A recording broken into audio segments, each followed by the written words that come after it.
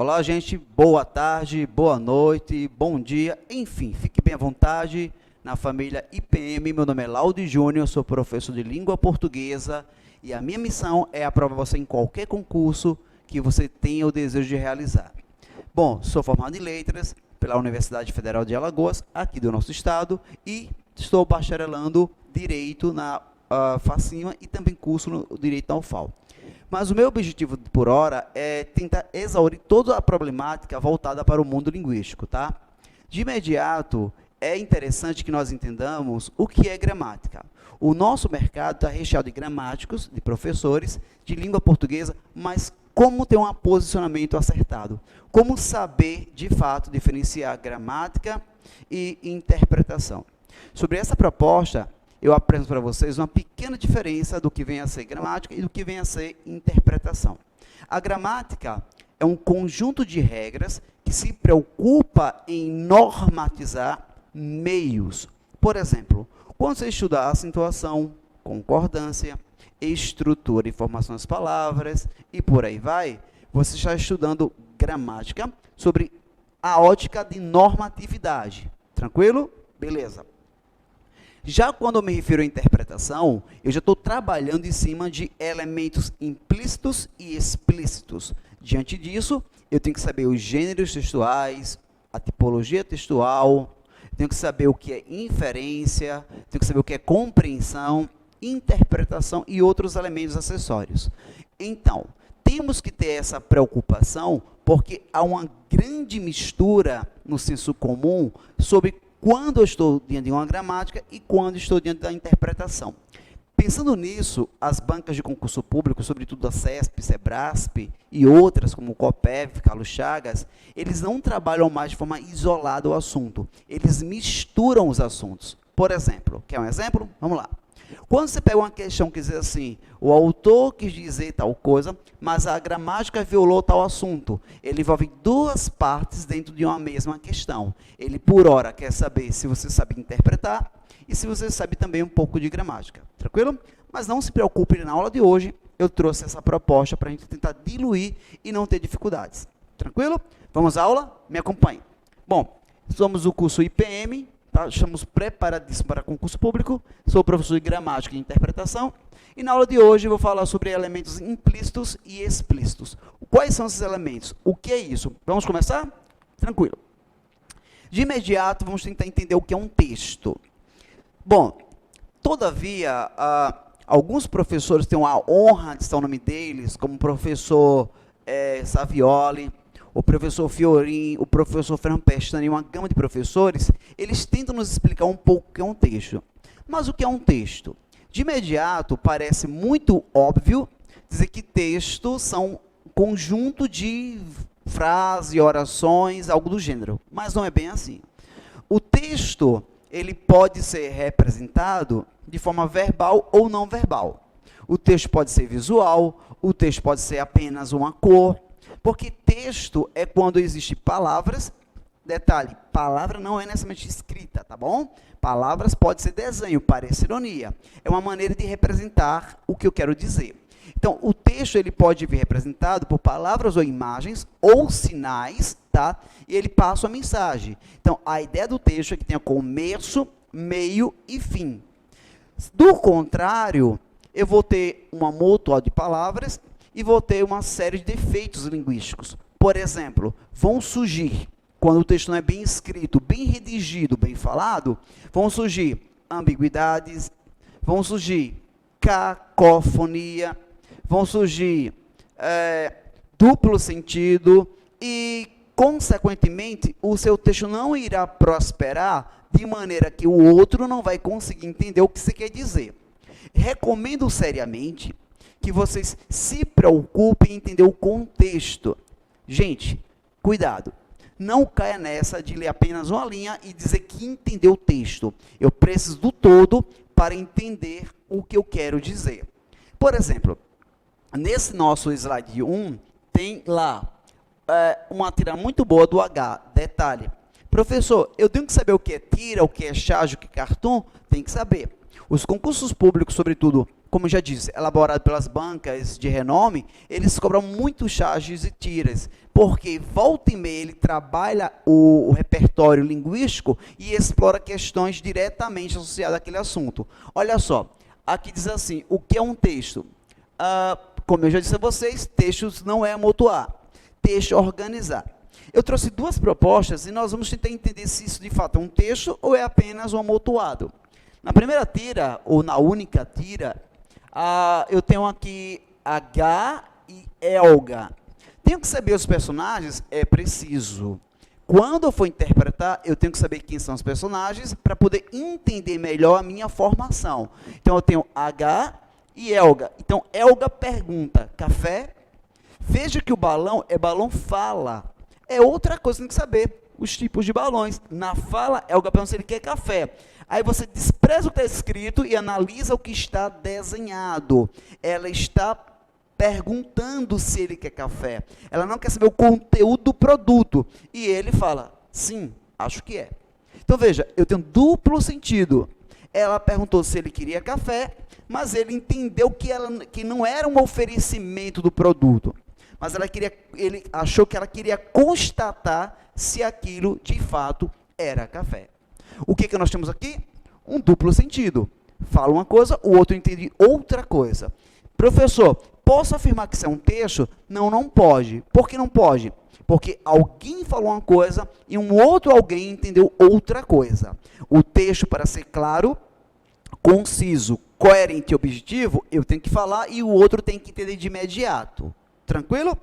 Olha o outro texto também retirado de uma gerente de um banco, que passou um e-mail para os seus clientes. Olha que engraçado. Ela fala assim, prezado cliente, a partir de maio, o valor do pacote de serviços de sua conta corrente será reajustado para R$40 mensais. Legal. Até então, maravilha. Até aqui não tem um defeito nenhum. Ela informa que o serviço da conta corrente será reajustado para R$40. Então, eu presumo que antes tinha um outro valor, não sei qual, 39, 35, 25, isso já é um subentendido. A gente vai estudar daqui a pouquinho, pressuposto e subentendido. Então, eu não sei quanto é que é, mas vai reajustar. E ela começa, hoje, você conta com a isenção do seu pacote. Calma. Pensa comigo a partir desse momento. Hoje você conta comigo, hoje você conta com a isenção de seu pacote. Então, quer dizer que eu não vou pagar mais nada? E considerando o seu relacionamento atual, esse benefício será mantido. Qual o benefício? De não pagar nada, de se manter o preço anterior ou de ser R$40? Vocês percebem? Quando um texto ele é mal redigido, ele não deixa uma clareza.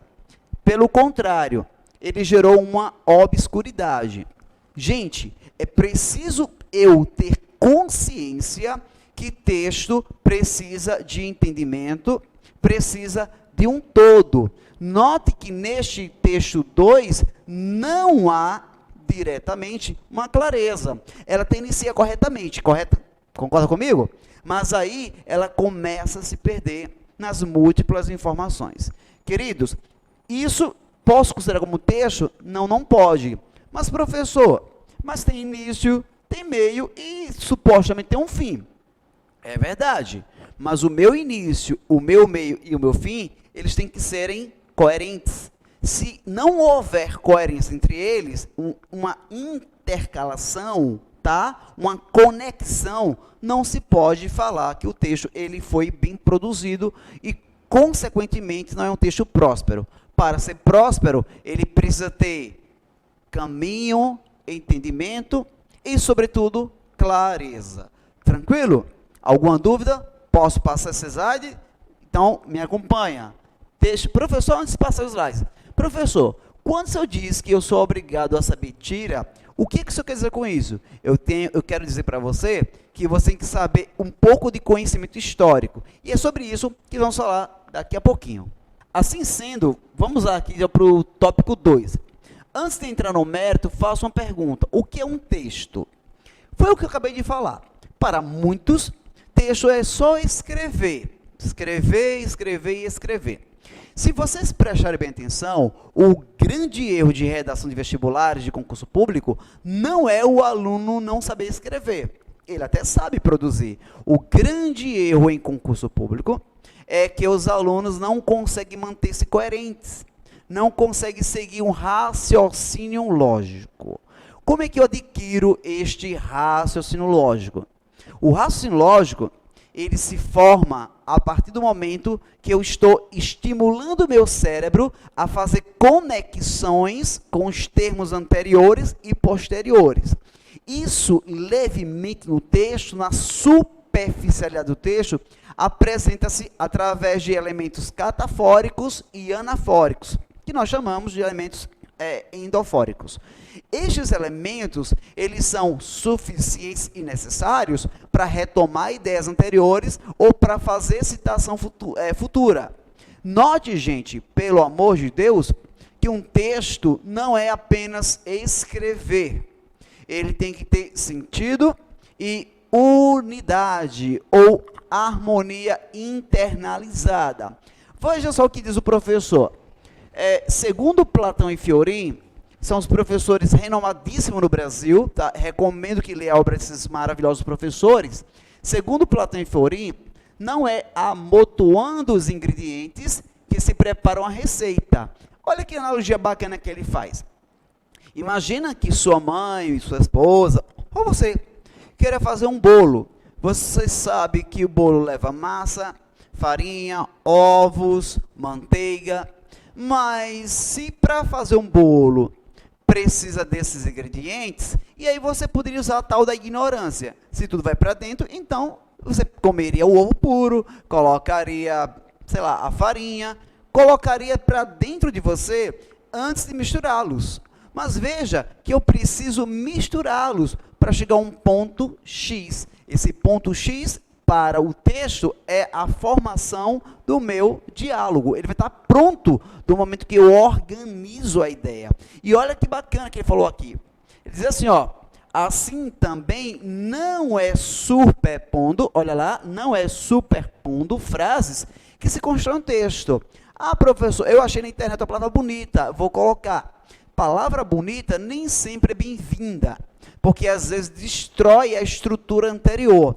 Então, quando você precisar usar uma palavra, veja se aquela palavra é harmônica com todo o corpo textual. Do contrário, haverá um desalinhamento. Ela ficará desalinhada em detrimento dos demais textos ou dos demais contextos. Por isso, é importante que você leia e releia quantas vezes forem necessárias. Você fala, mas eu não gosto de reler. Gente, é preciso.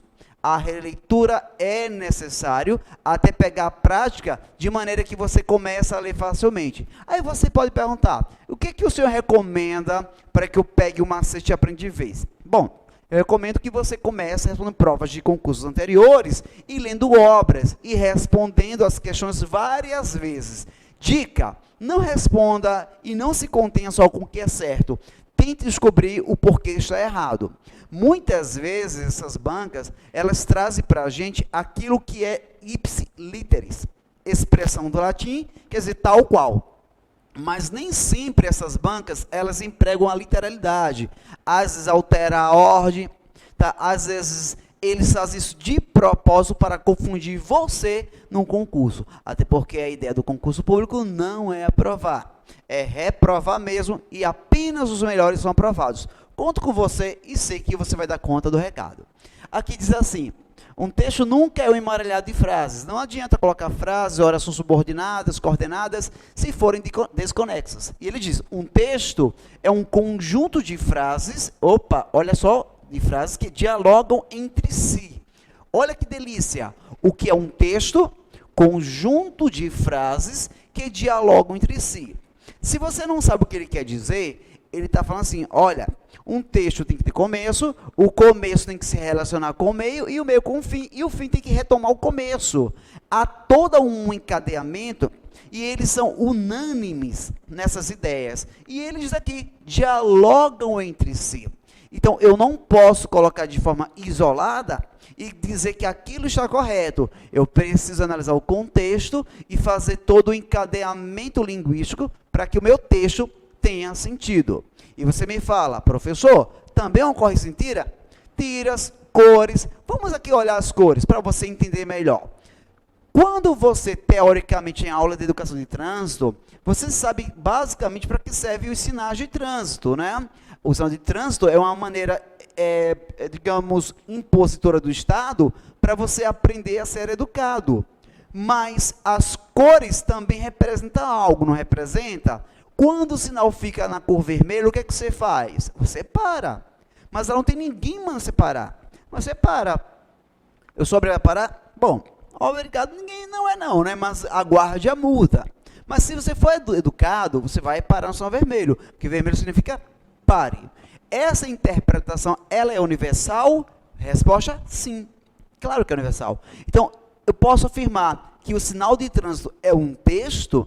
Posso, porque ele transmite a mensagem e você, receptor, entende a mensagem. Então, eu tenho em um polo, diria, polo ativo, o agente, tá? O emissor, e no polo passivo eu tenho o receptor. Esse fala e esse entende. Se o polo ativo, que é o emissor, fala algo e você no polo passivo não entende, não houve comunicação. Ah, professor, que absurdo! Me dá um exemplo. Vamos para o sinal de trânsito. Olha só, se o sinal de trânsito na sua cidade, porventura, uma via muito movimentada, queimou, do nada, ficou louco, mudando as cores de repente. Aquela pessoa que transita na principal, ela se acha no direito de sempre ser a vez dela. Quem estiver nas vias secundárias, que aguarde a sua vez. O que eu quero dizer com isso? Me parece que a ideia de educação não existe, de maneira que o outro sempre vai aguardar que você pare, ou que venha um filho de Deus e pare automaticamente. O que eu quero dizer com isso? É que é uma prova cabal que há uma comunicação direta entre as cores e o condutor. Tranquilo? Continuando, um texto nunca é um emaranhado de frases. Um texto é um conjunto de frases que dialogam entre si, estabelecendo determinadas relações de sentido. Alô você, meu queridão. Ele fala determinadas relações de sentido. E o que é essas relações de sentido? Bom, falei, repito, é quando eu posso retomar uma ideia anterior e essa ideia vai ter coesão e coerência. Existem alguns periféricos que vão nos ajudar a visualizar isso melhor, mas, via de regra, é isso aí. Às vezes, um texto pode ser formado por uma só frase, uma só palavra, uma só cor. E você pode me dizer, professor, eu não entendi o que ele quis dizer com um texto ser formado por uma só frase ou uma só palavra. Queridão, pensa comigo. Você chega a um hospital e lá tem uma imagem de um enfermeiro com um dedinho assim, ó. O que você entende? Que é para fazer silêncio. Você concorda comigo? Você chega em um lugar que é proibido fumar e lá tem um sinal, tá, do cigarro e um corte ao meio. Você entendeu que não é para fumar? É uma mensagem? É um texto? Sim. Por que um texto? Porque você entendeu. Teve início, meio e fim.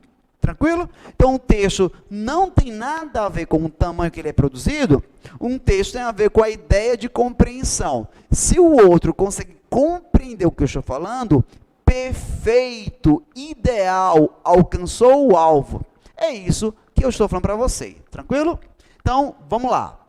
Olha só o que ele nos diz aqui. Lembre-se das imagens, tiras, charges. Lembra do primeiro slide que eu mostrei para vocês? Por que, professor? É importante que você entenda que textos é muito além do que, eu estou falando do que o conjunto. Texto pode ser apenas uma frase, uma palavra, uma oração, mas a ideia não é o tamanho. A ideia é que um fale e o outro entenda. Assim sendo, eu preciso que você comece a fazer exercícios que tenham algumas palavras mágicas. Vou chegar lá. É muito comum na banca SESBRASP cobrar lá, infere-se do texto, né? Percebeu? E o que é inferir? Pois é, isso e muito mais nós vamos estudar daqui a pouquinho. Próximo slide, ele fala assim, o fato é que em um texto o todo é o que importa. Como assim um todo? O início, o meio e o fim. E não suas partes. Professor, quando eu tiro uma parte de um texto, eu vou ter um contexto. Se aquele contexto fizer sentido, está válido. É disso que eu quero falar.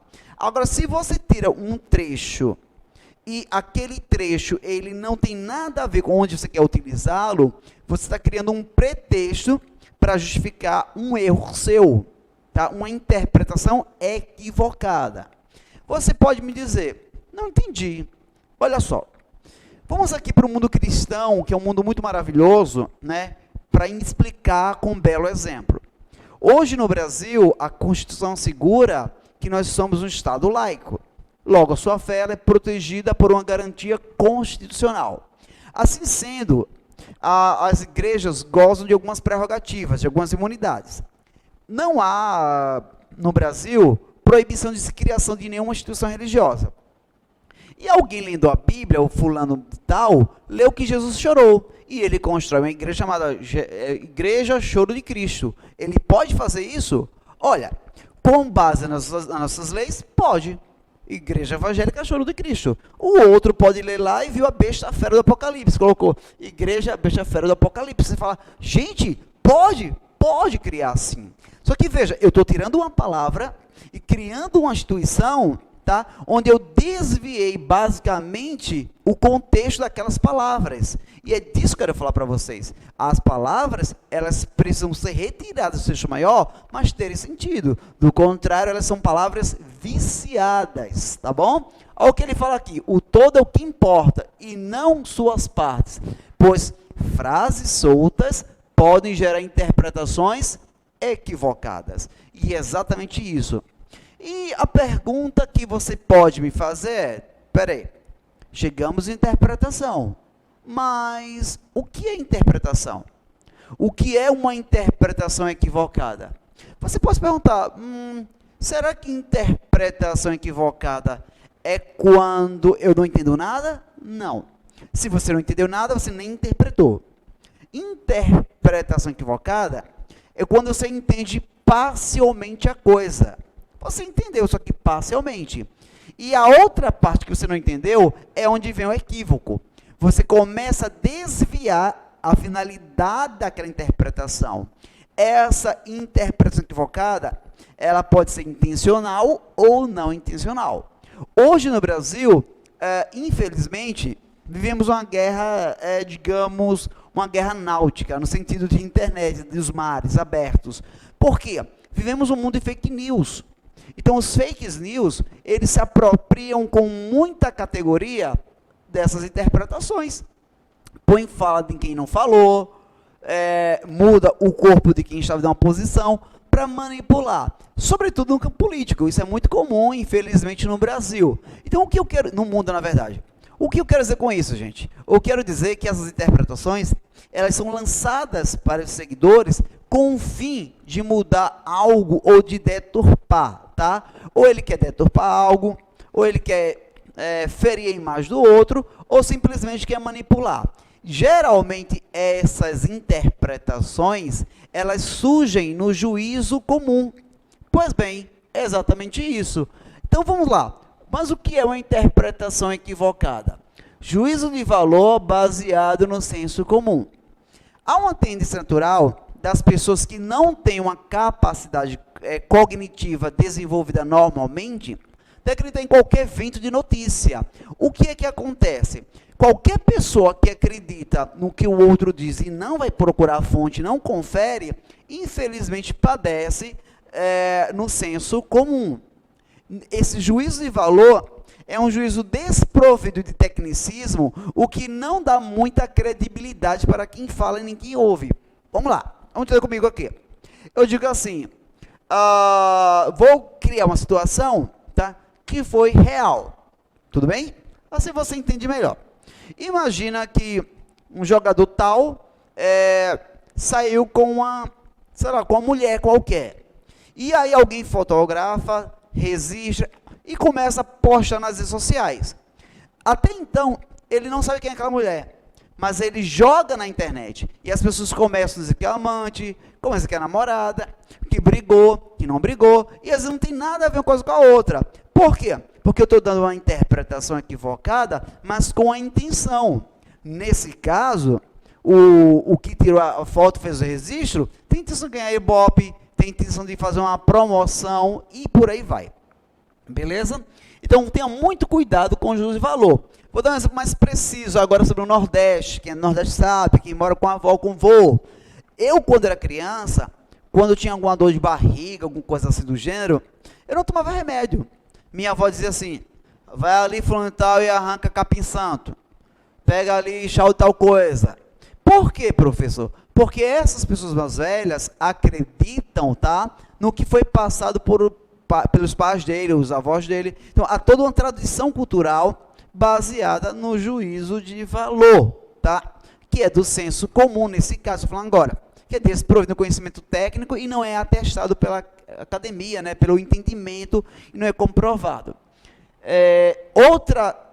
Outro equívoco também está onde? Está em ausência de tecnicismo interpretativo. O que é isso aí? É quando a pessoa ela faz uma interpretação, mas ela não conhece. Vou te dar um exemplo, tá bom? Vamos falar um pouquinho de política, fica mais fácil. Sobre economia na política.